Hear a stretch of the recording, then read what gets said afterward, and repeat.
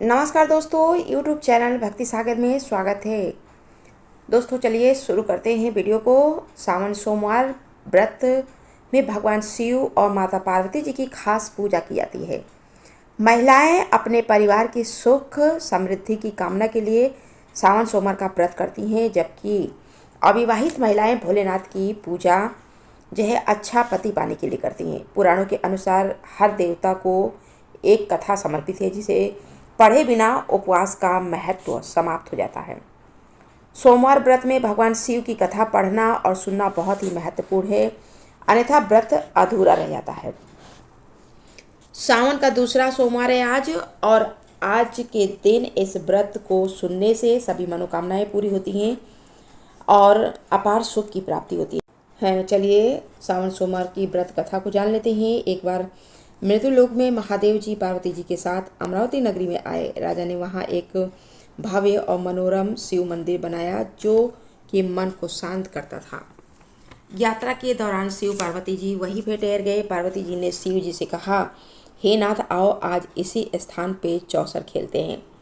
इसके बाद खेल शुरू हुआ। भगवान शिव ने कहा, इसमें मैं जीतूंगा। इस तरह से वे आपस में बातें करने लगे। तब पुजारी पूजा करने आया। ब्राह्मण ने पुजारी से पूछा, पुजारी जी आप ही बताइए कि किसकी जीत होगी। पुजारी ने कहा, महादेव जी ही जीतेंगे, क्योंकि वे इस खेल में सबसे निपुण हैं। लेकिन पार्वती जी जीत गईं। पुजारी की इस टिप्पणी से आहत होकर माता पार्वती जी ने पुजारी को कोढ़ी होने का श्राप दिया। अब पुजारी कोढ़ी हो गया। फिर भगवान शिव और माता पार्वती वहां से वापस चले गए। इसके बाद एक दिन अप्सराएं उस मंदिर में पूजा करने आई। अप्सराओं ने पुजारी से कोढ़ी होने का कारण पूछा। पुजारी ने सब कुछ बताया। अप्सराओं ने पुजारी से कहा, पुजारी जी आप सावन सोमवार का व्रत करिए, इससे शिव जी प्रसन्न होकर आपका संकट दूर करेंगे। पुजारी जी ने अप्सराओं से व्रत करने का तरीका पूछा।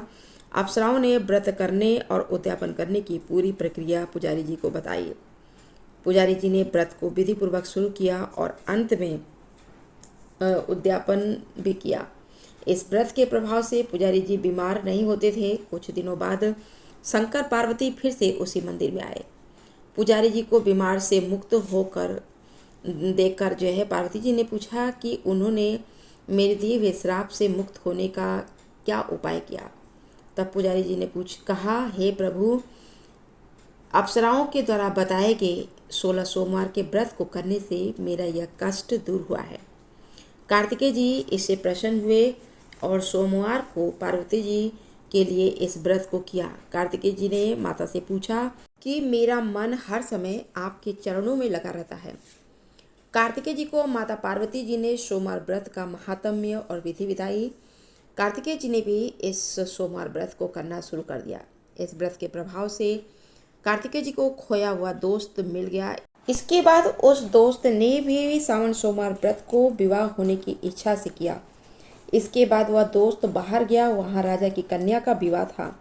राजा ने वादा किया था कि जिस हाथनी के गले में वरमाला डाल दी जाएगी, उसी से राजकुमारी का विवाह होगा। यह ब्राह्मण दोस्त भी स्वयंवर देखने के लिए वहां पहुंचा। राजा ने अपनी राजकुमारी को इसी ब्राह्मण मित्र से विवाह कर दिया। जब हाथनी ने उसे माला पहनाई, तब से दोनों खुश रहने लगे।